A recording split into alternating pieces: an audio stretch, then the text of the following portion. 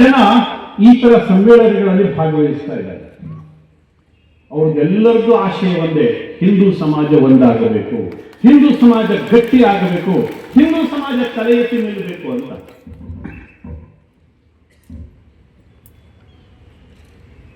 ಇವತ್ತು ಪೇಪರ್ ನೋಡಿದಾಗ, ಟಿವಿ ನೋಡಿದಾಗ ನಮಗೆಲ್ಲರಿಗೂ ಅನ್ಸುತ್ತೆ, ಹೆಮ್ಮೆ ಅಂತ ಅನ್ಸುತ್ತೆ. ನಾನೊಬ್ಬ ಭಾರತೀಯ ಅಂತ ಹೇಳ್ಕೊಳ್ಳಿಕ್ಕೆ ಹೆಮ್ಮೆ ಅಂತ ಅನ್ಸುತ್ತೆ.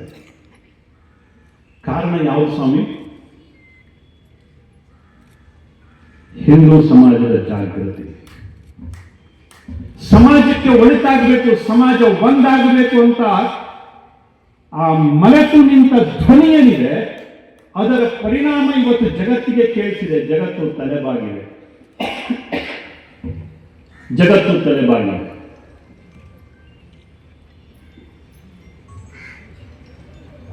ನಾವು ಏನೆಲ್ಲ ನಮ್ಮ ಸಂಪ್ರದಾಯದಲ್ಲಿ ಇಟ್ಕೊಂಡು ಬಂದಿದೀವೋ ಜಗತ್ತು ಅದನ್ನ ಒಪ್ಕೊಳ್ತಾ ಇದೆ. ಇವತ್ತು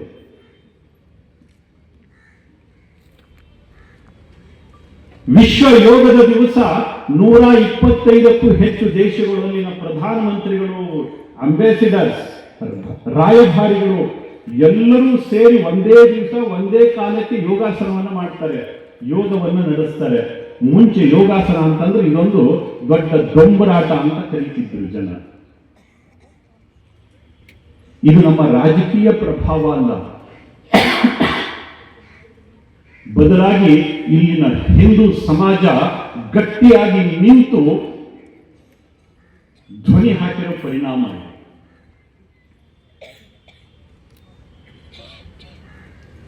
ಆಯುರ್ವೇದ ಇವತ್ತು ಜಗತ್ತಿನ ಮೂಲೆ ಮೂಲೆಗಳಲ್ಲಿ ಹರಡ್ತಾ ಇದೆ. ಮೂಲೆ ಮೂಲೆಗಳಲ್ಲಿ ಹರಡ್ತಾ ಇದೆ. ಯಾರು main stream medical system, medical modality, ಇದನ್ನ ಅಲೋಪತಿ ಅಂತ ಕರೀತಾ ಇದ್ರು, ಅಂಥ ದಿಗ್ಗಜಗಳೆಲ್ಲರೂ ಕೂಡ ಇವತ್ತು ಆಯುರ್ವೇದವನ್ನು ಒಪ್ಕೊಳ್ಳಿಕ್ಕೆ ಶುರು ಮಾಡಿದ್ದಾರೆ.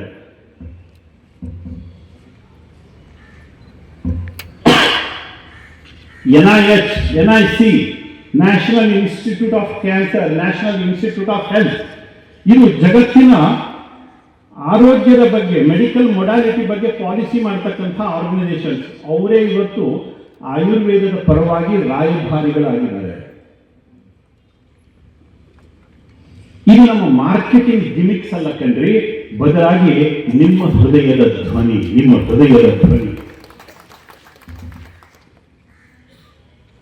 ಎಲ್ಲೋ ಒಂದ್ ಕಡೆ ನಮ್ಮ ಅಂತರಾಳದ ಧ್ವನಿ ಹೇಳ್ತಾ ಇತ್ತಲ್ಲ, ಹಿಂದೂ ಸಮಾಜ ಒಂದಾಗಬೇಕು ಅಂತ. ಜಾತಿಯ ಅಪಸ್ವರಗಳು ಕೇಳ್ತಾ ಇರ್ತವೆ, ಭಾಷೆಯ ಅಪಸ್ವರಗಳು ಕೇಳ್ತಾ ಇರ್ತವೆ, ಯಾವುದೋ ಪಂಥ ಪಂಗಡ ಗುಂಪಿನ ಅಪಸ್ವರಗಳು ಕೇಳ್ತಾ ಇರ್ತವೆ. ಇದರ ಮಧ್ಯದಲ್ಲಿಯೂ ಕೂಡ ನಾನೊಬ್ಬ ಹಿಂದೂ ಅಂತಕ್ಕಂಥ ಒಂದು ಧ್ವನಿ ಎಲ್ಲೋ ಒಂದು ಕಡೆ ಚಿಂತಾ ಇದೆಯಲ್ಲ, ಇದರ ಪರಿಣಾಮ ನಾವು ಇಟ್ಟ ಹೆಜ್ಜೆಗೆ ಜಗತ್ತು ನಮಸ್ಕಾರ ಮಾಡ್ತಾ ಇದೆ. ಬಿಹಾರದಲ್ಲಿ ಬುದ್ಧಗಯ ಇದೆ. ಬುದ್ಧಗಯಾದಲ್ಲಿ ಬುದ್ಧನ ದೇವಸ್ಥಾನ ಇದೆ ದೊಡ್ಡ. ಆ ದೇವಸ್ಥಾನದ ಪಕ್ಕದಲ್ಲಿ ಕಮಲದ ಹೂವಿನ ಕೊಳ ಇದೆ. ಅಲ್ಲಿ ದೊಡ್ಡ ದೊಡ್ಡ ಕಲ್ಲಿನ ಮತ್ತು ಬಂಗಾರದ ಕಮಲಗಳನ್ನು ನಿರ್ಮಾಣ ಮಾಡಿದ್ದಾರೆ. ಬುದ್ಧನಿಗೆ ಜ್ಞಾನೋದಯ ಆದ ನಂತರದಲ್ಲಿ ಅವನು ಇಟ್ಟ ಹೆಜ್ಜೆಯ ಗುರುತು ಅದು. ಅಲ್ಲೇ ಕಮಲಗಳನ್ನು ನಿರ್ಮಾಣ ಮಾಡಿದ್ದಾರೆ, ಬಂಗಾರದ ಕಮಲಗಳಿರವನು. ಇವತ್ತು ಭಾರತ ಇಟ್ಟ ಹೆಜ್ಜೆಗೆ ಜಗತ್ತು ನಮಸ್ಕರಿಸ್ತಾ ಇದೆ. ಕಾರಣ ನಿಮ್ಮ ಹೃದಯದಲ್ಲಿ ಎದ್ದಿರ್ತಕ್ಕಂಥ ಹಿಂದುತ್ವದ ಕಿಚ್ಚು, ಹಿಂದುತ್ವದ ಕಿಚ್ಚು.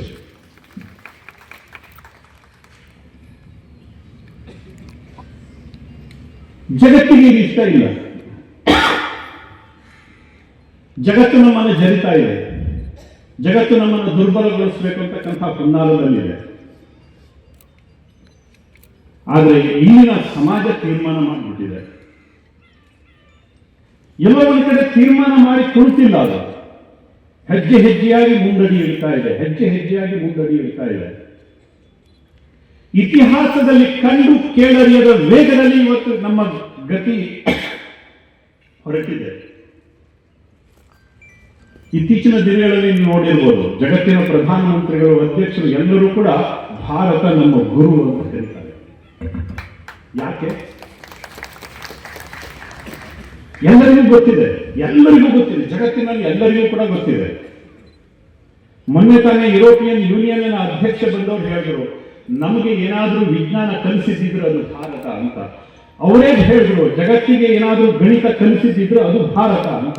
ಇಷ್ಟು ದಿವಸಗಳ ಕಾಲ ಅವ್ರ ಬಾಯಿನಲ್ಲಿ ಬರ್ತಿರ್ಲಿಲ್ಲ, ಇಷ್ಟು ದಿವಸಗಳ ಕಾಲ ಬರ್ತಿರ್ಲಿಲ್ಲ. ಸೈನ್ಸ್, ಟೆಕ್ನಾಲಜಿ, ಇನೋವೇಷನ್ ಎಲ್ಲದೂ ಕೂಡ ಯುರೋಪ್ನಿಂದ ಪ್ರಾರಂಭ ಆಯಿತು, ಫ್ರಾನ್ಸ್ನಿಂದ ಪ್ರಾರಂಭ ಆಯಿತು, ಜರ್ಮನಿಯಿಂದ ಪ್ರಾರಂಭ ಆಯಿತು, ಇಂಗ್ಲೆಂಡ್ನಿಂದ ಪ್ರಾರಂಭ ಆಯಿತು, ಅಮೆರಿಕಾದಲ್ಲಿ ಶುರುವಾಯಿತು. ಇದೇ ತುತ್ತೂರಿ ಬಿಡ್ತಾ ಇದ್ರು, ತುತ್ತೂರಿ ಊದುತ್ತಾ ಇದ್ರು. ಆದ್ರೆ ಇತ್ತೀಚೆಗೆ ಬಂದವರು ಹೇಳ್ತಾರೆ, ನಮಗೆ ನಾಗರಿಕತೆಯನ್ನು ಕಲಿಸಿಕೊಟ್ಟಿದ್ದು ಭಾರತ. ಆದ್ರೆ ನಮಗೆ ಹೇಳ್ಕೊಟ್ಟಿಲ್ಲ ಸ್ವಾಮಿ. ನಮಗೆ ಇಲ್ಲಿ ಮಾತ್ರ ಅಕ್ಬರನೇ ಮಹಾಪುರುಷ ಆಗಿದ್ದ ಅನ್ನುವಂಥದ್ದು ಹಳೆಯ ಒಡೆದ ತುತ್ತೂರಿಯನ್ನೇ ಕಿವಿ ಊದುತ್ತಾರೆ.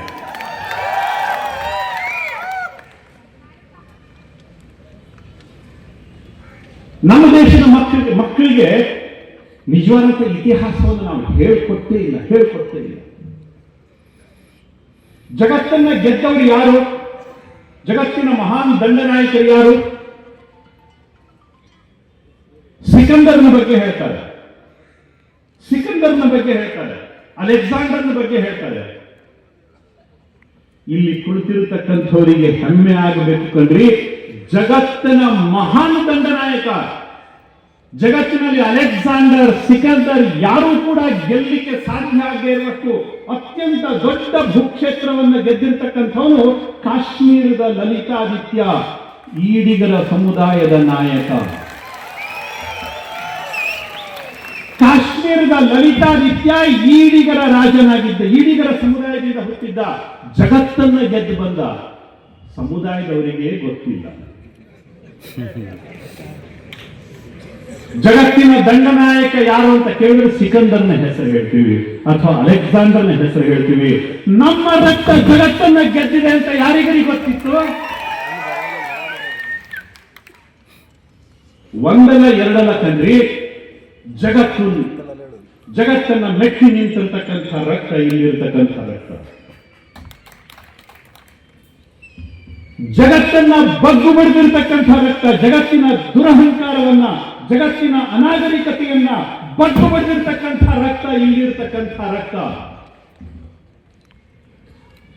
ಆದರೆ ದುರಂತ ಸ್ವಾತಂತ್ರ್ಯದ ನಂತರದಲ್ಲಿ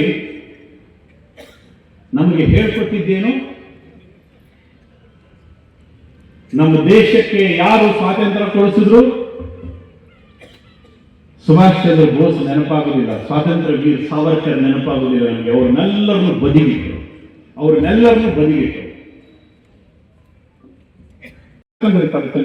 ಅವರ ಹೃದಯದಲ್ಲಿ ಮನುಷ್ಯತ್ವ ಇದೆ ಅಂತ ಹೇಳಲಿಕ್ಕೆ ಆಗುದಿಲ್ಲ. ಕ್ಯಾಲ್ಕುಲೇಷನ್, ದುಡ್ಡಿಗೋಸ್ಕರವೇ ಅವರು ಬದುಕಾಗ್ಬಿಟ್ಟಿದೆ, ಮತ್ತೇನಿಲ್ಲ. ಬದುಕಿಗೆ ದುಡ್ಡು ಬೇಕು ಸರಿ, ಆದ್ರೆ ದುಡ್ಡಿಗೋಸ್ಕರ ಬದುಕಲ್ಲ. ಬದುಕಿನಲ್ಲಿ ದುಡ್ಡು ಬೇಕು, ಆದ್ರೆ ದುಡ್ಡಿಗೋಸ್ಕರ ಬದುಕಾಗಬಾರದು. ಇವತ್ತು ಬಹುತೇಕ ನಮ್ಮೆಲ್ಲರ ದೊಡ್ಡ ಮಹತ್ವಾಕಾಂಕ್ಷೆ ಏನು ಅಂತಂದ್ರೆ ದುಡ್ಡಿಗೋಸ್ಕರನೇ ಬದುಕು.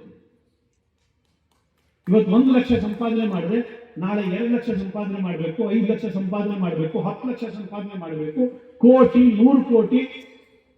ನಮ್ಗೆ ಬೇಕೋ ಬೇಡ ಗೊತ್ತಿಲ್ಲ, ನಮ್ಮ ಬ್ಯಾಂಕ್ ಬ್ಯಾಲೆನ್ಸ್ ಜಾಸ್ತಿ ಆಗ್ತಾ ಹೋಗ್ಬೇಕು. ಅದಕ್ಕೋಸ್ಕರ ದೊಡ್ಡ ಕನಸು ಕಾಣ್ತೀವಿ.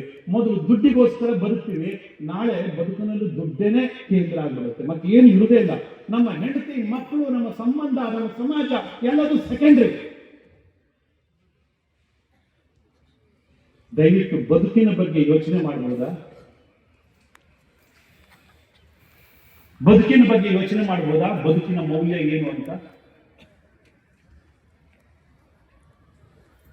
ಸುಮ್ಮನೆ ನಾನೊಂದು ಚರ್ಚೆ ಮಾಡ್ತಾ ಇದ್ದೆ, ನಿನ್ನೆ ಅಲ್ಲ ಮೊನ್ನೆ, ನಮ್ಮ ಎಲ್ಲ ವಿಜ್ಞಾನಿಗಳು ಸೇರಿದ್ರು. ಇವತ್ತು ನಾವು ಯಾವುದೇ ಮರವನ್ನು ನೋಡಿದಾಗ ಅದ್ರ ಬೆಲೆ ಎಷ್ಟು ಅಂತ ಕೇಳ್ತೀವಿ. ಬೆಲೆ ಎಷ್ಟು ಅಂತ ನಾವು ಲೆಕ್ಕ ಮಾಡ್ತೀವಿ. ಎಷ್ಟು ಕ್ಯೂಬಿಕ್ ಫೀಟ್ ಸಿಗತ್ತೆ ಮರ ಇದೆ, ಆ ಮರ ಸಾಫ್ಟ್ ವುಡ್, ಹಾರ್ಡ್ ವುಡ್, ಫರ್ನಿಚರಿಗೆ ಬರುತ್ತೋ ಅಥವಾ ಮತ್ತೇನಕ್ಕೆ ಬರುತ್ತೋ, ಇದನ್ನ ನೋಡಿ ಸ್ಕ್ವೇರ್ ಫೀಟ್ ಲೆಕ್ಕದಲ್ಲಿ ಒಂದು ಮರಕ್ಕೆ ಬೆಲೆಯನ್ನು ಕಟ್ತೀವಿ ನಾವು. ಇದೇ ಗೊತ್ತು ಒಂದು ಮರದ ಬೆಲೆ ಎಷ್ಟು ಅಂತ, ಇಷ್ಟೇ ಗೊತ್ತು. ಎರಡನೇ ಹಂತದಲ್ಲಿ ಇವತ್ತು ಲೆಕ್ಕಾಚಾರ ಶುರುವಾಗಿದೆ. ಕಾರ್ಬನ್ ಸಿಂಕಿಂಗ್ ಕೆಪಾಸಿಟಿ ಎಷ್ಟು, ಆ ಮರದ್ದು. ಇದ್ರ ಬಗ್ಗೆ ಇವತ್ತು ವ್ಯಾಲ್ಯೂಯೇಷನ್ ಶುರುವಾಗಿದೆ. ಕಾರ್ಬನ್ ಡೈಆಕ್ಸೈಡ್, ಮೊನಾಕ್ಸೈಡ್ ಇದನ್ನೆಲ್ಲ ಹೀರ್ಕೊಳ್ಳುತ್ತೆ. ಕಾರ್ಬನ್ ಡೈಆಕ್ಸೈಡ್ ಅನ್ನು ಮರ ಹೀರ್ಕೊಳ್ಳುತ್ತೆ, ಆಮ್ಲಜನಕವನ್ನು ಕೊಡುತ್ತೆ. ಅದ್ರದ್ದು ವ್ಯಾಲ್ಯೂ ಎಷ್ಟು ಅದು ಶುರುವಾಗಿದೆ. ನಾನಿನ್ನೆ ನಮ್ಮ ಬೇರೆ ಬೇರೆ ದೇಶದ ವಿಜ್ಞಾನಿಗಳ ಜೊತೆಗೆ ಚರ್ಚೆ ಮಾಡ್ತಾ ಇದ್ದಾಗ ಹೇಳಿದೆ, ಎಲ್ಲ ಮರಗಳಲ್ಲಿ ಕೂಡ ಎಲೆಕ್ಟ್ರಾನ್ಸ್ ಜಾಸ್ತಿ ಇರ್ತವೆ. ಇದೊಂದು ಅತ್ಯಂತ ಡೀಪ್ ಸೈನ್ಸ್. ಎಲ್ಲ ಎಲೆಗಳಲ್ಲಿ, ಎಲ್ಲ ಮರಗಳ ತೊಗಟೆ, ಬೇರು ಏನ್ ಬೇಕಾದ್ರೂ ತಗೊಳ್ಳಿ, ಮರಗಳಲ್ಲಿ ಎಲೆಕ್ಟ್ರಾನ್ಸ್ ಜಾಸ್ತಿ ಇರ್ತವೆ. ಅದಕ್ಕೋಸ್ಕರವೇ ನಮ್ಗೆ ಹೇಳ್ತಾರೆ ಡಾಕ್ಟರ್ಗಳು, ಏನಾದ್ರು ಹೆಚ್ಚು ಕಡಿಮೆ ಆದ್ರೆ ಬೇಳೆಕಾಳು ತಿನ್ನಿ, ನೆನೆಸಿದ ತರಕಾರಿ ತಿನ್ನಿ, ಸೊಪ್ಪು ತಿನ್ನಿ. ಯಾಕೆ? ಆಕ್ಸಿಡೆಂಟ್ ಜಾಸ್ತಿ ಇರ್ತವೆ ಅಂತ. ಆ ಎಲೆಗಳಲ್ಲಿ ಜಾಸ್ತಿ ಇರ್ತವೆ. ಅದರಲ್ಲಿ ಎಷ್ಟೇ ಎಲೆಕ್ಟ್ರಾನ್ಸ್ ಇದೆ ಯಾರಿಗೂ ಅರ್ಥ ಆಗುದಿಲ್ಲ. ನಾನು ಹೇಳಿದ್ರೆ ಬಹುತೇಕ ನಿಮಗೂ ಇದೊಂದು ರೀತಿ ಹುಚ್ಚು ರೀತಿಯ ಮಾತುಗಳು ಅಂತ ಅನಿಸ್ಬಿಡುತ್ತೆ. ಮುಂದಿನ ದಿವಸದ ನಮ್ಮ ನಿಸರ್ಗದ ವ್ಯಾಲ್ಯೂಯೇಷನ್, ನಮ್ಮ ಮರದ ವ್ಯಾಲ್ಯೂಯೇಷನ್, ನಮ್ಮ ಪರಿಸರದ ವ್ಯಾಲ್ಯೂಯೇಷನ್, ಇವತ್ತು ಬೆಂಗಳೂರಿಗೆ ಹೋಗ್ರಿ, ಮುಂಬೈಗೆ ಹೋಗ್ರಿ, ಡೆಲ್ಲಿಗೆ ಹೋಗ್ರಿ, ಗೊತ್ತಾಗತ್ತೆ ಅಲ್ಲಿ ಆಕ್ಸಿಜನ್ ಚೇಂಬರ್ಗಳಿಗಾವೆ. ನಿಮ್ಗೆ ಆಕ್ಸಿಜನ್ ಬೇಕು ಅಂತಂದ್ರೆ ಅಲ್ಲಿ ಹೋಗಿ ಆಕ್ಸಿಜನ್ ತಗೊಂಡ್ಬರ್ಬೇಕು, ಜಾಸ್ತಿ ಆಕ್ಸಿಜನ್ ಅನ್ನು ತಗೊಂಡ್ಬರ್ಬೇಕು. ಅದಕ್ಕೋಸ್ಕರ ದುಡ್ಡು ಕೊಡ್ಬೇಕು ನೀವು, 1 ತಾಸಿಗೆ 2 ತಾಸಿಗೆ ಅಂತ. ಆಕ್ಸಿಜನ್ ಬೆಡ್ ಅಂತ ಸಿಗ್ತವೆ. ಪ್ರಾಣವಾಯುವಿಗೂ ಕೂಡ ಪರಿತಪಿಸ್ತಕ್ಕಂತಹ ದಿನಗಳು ಮುಂದುಗಡೆ ದೂರ ಇಲ್ಲ. ಇದೇ ರೀತಿ ಮರಗಳನ್ನು ಕಡಿತಾ ಹೋಗ್ತೀವಿ. ಇದ್ರ ಜೊತೆಗೆ ನಾವು ಬದುಕನ್ನು ಬೆಳೆಸ್ಕೊಂಡು ಬಂದಿರತಕ್ಕಂಥ ಸಮಾಜ ಇದೇ ಹಿಂದುತ್ವ ಕಣ್ರಿ. ಶಾಲೆ ಹಾಕೊಂಡು ತಿರುಗೋದು, ಕುಂಕುಮ ಹಚ್ಕೊಳ್ಳೋದು, ದೊಡ್ಡ ಜಯಘೋಷ ಹಾಕೋದು, ಎಲ್ಲೋ ಎದುರುಗಡೆ ಹೋಗಿ ಅಡ್ಡ ಬೀಳೋದು ಸ್ವಾಮೀಜಿಗಳಿಗೆ, ಇದಷ್ಟು ಹಿಂದುತ್ವ ಅಲ್ಲ. ಬದಲಾಗಿ ನಾನು ಬದುಕಬೇಕು, ನನ್ನ ಜೊತೆ ಪರಿಸರವೂ ಬದುಕಬೇಕು, ನಾನು ಬದುಕಬೇಕು, ಜೊತೆಗೆ ನನ್ನ ಸಮುದಾಯವೂ ಬದುಕಬೇಕು, ನಾನು ಬದುಕಬೇಕು, ಜೊತೆಯಲ್ಲಿ ಸಮಸ್ತ ವಿಶ್ವವೂ ಬದುಕಬೇಕು. ಕಣ್ವಂತ ವಿಶ್ವಮಾರ್ಯಂ ವಸುಧೈವ ಕುಟುಂಬಕಂ, ಈ ಪರಂಪರೆಯಿಂದ ಬಂದಿರತಕ್ಕಂಥವ್ರು ನಾವು.